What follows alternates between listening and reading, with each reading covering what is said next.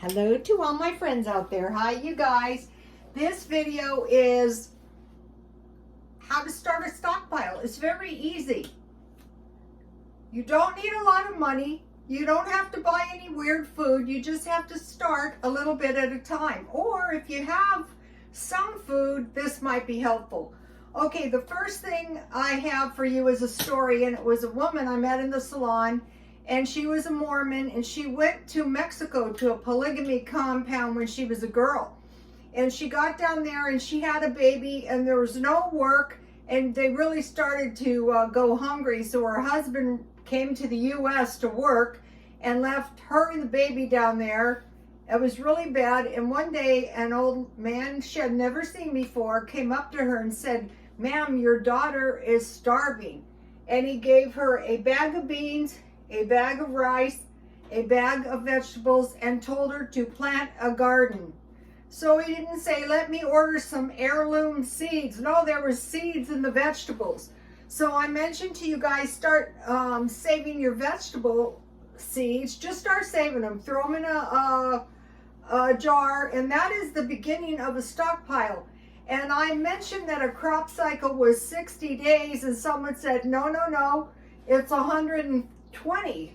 And I was thinking, yeah, that's probably correct, because I bought plants, but you could start your seeds inside and then plant them outside.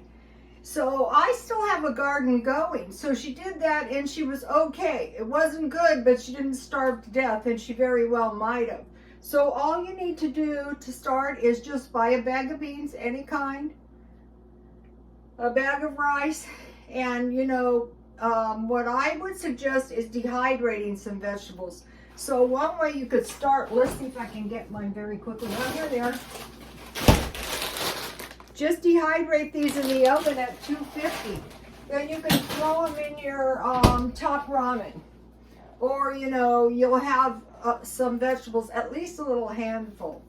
So bag of beans, bag of rice. And in your garden, you want to plant tomatoes, onions. This is the Mexican way. Tomatoes, onions, squash, and peppers. Okay, I have tomatoes, onions, a pumpkin, and peppers, but I live in Southern California. But I probably could have planted some squash. And one of the followers left a good comment, and thank you very much, plant radishes. So I'm going to try to do that. Okay, now I have a list of 15 things. Number 1, milk. Shelf-stable milk. The reason I buy this at Dollar Tree for $1, you can make soy milk. You can make cheese out of that. So if you have stockpiled shelf-stable milk, just buy one for $1 when you can afford it. You can make cheese, but the other thing you could make is gravy. The other thing you can make is macaroni and cheese. So number 1 is milk. Number 2 is soy milk. This was hard to find. And out here I can't find soybeans at all, but I think they would be well worth locating because I think they sprout. I'm not sure.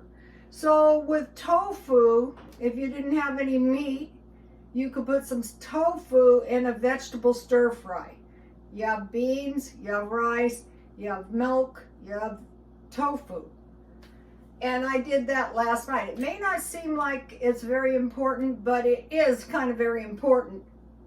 For one thing, with soy milk, like last night I made tofu and I made cheese, and tofu makes twice as much tofu as milk makes cheese, so it makes more.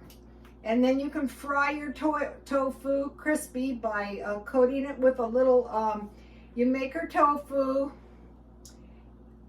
and then you can either fry it crispy simply by dusting it with cornstarch and frying it in oil, like in pieces, or you can eat it soft. So milk and soy milk, rice, we already mentioned rice, dehydrated vegetables and fruit. So if you don't have a dehydrator, if you keep your eye out for them, you're going to be able to find one in a thrift store. But until that time comes, just dehydrate in your oven at 250. every time you get some, you know, like you have an extra carrot or two or some fruit, dehydrate it. Bacon. Bacon is very important because then you can have bacon gravy or you can have bacon in your beans or you can have bacon and eggs. And then number 6 is beans.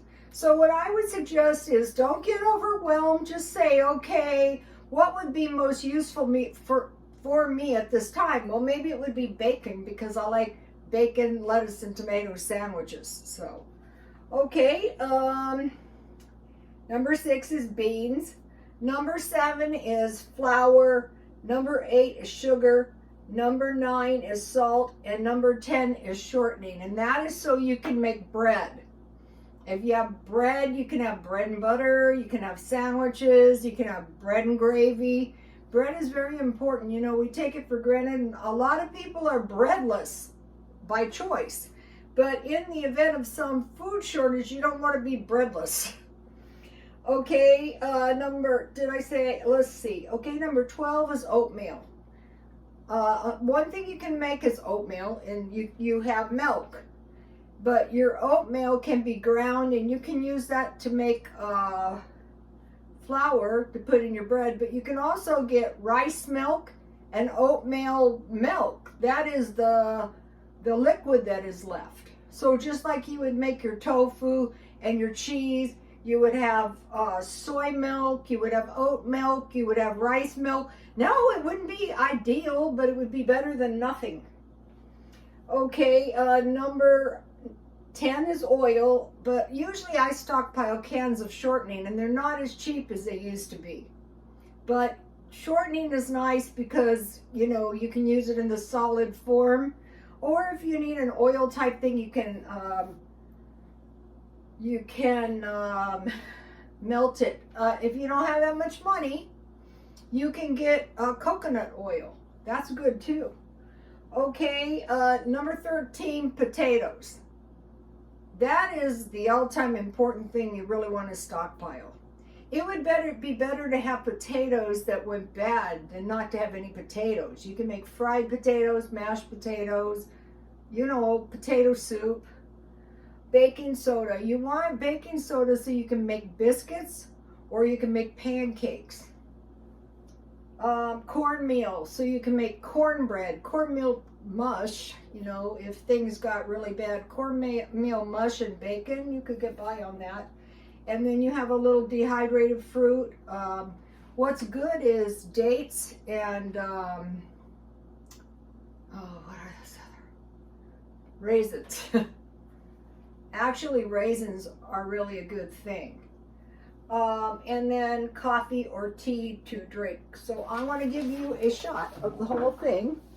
And I will be doing some more of these easy stockpiles. So I did the other day a $5,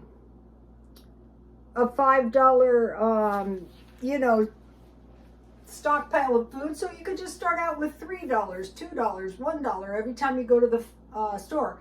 Also, I want to say hello to my followers from France. I have 2 that I know of, and some from Canada, and 1 or 2 from Australia. So that is awesome, and a couple men. So that is awesome. I was a barber, you know, I love men. Okay, you guys, please like, comment, and subscribe. Take heart. No panic buying, just steady, continuous buying. Just a little bit, whatever you think you might like extra. But mainly, to begin, rice, beans, and vegetables. Okay, you guys, please like, comment, and subscribe, and God bless you all.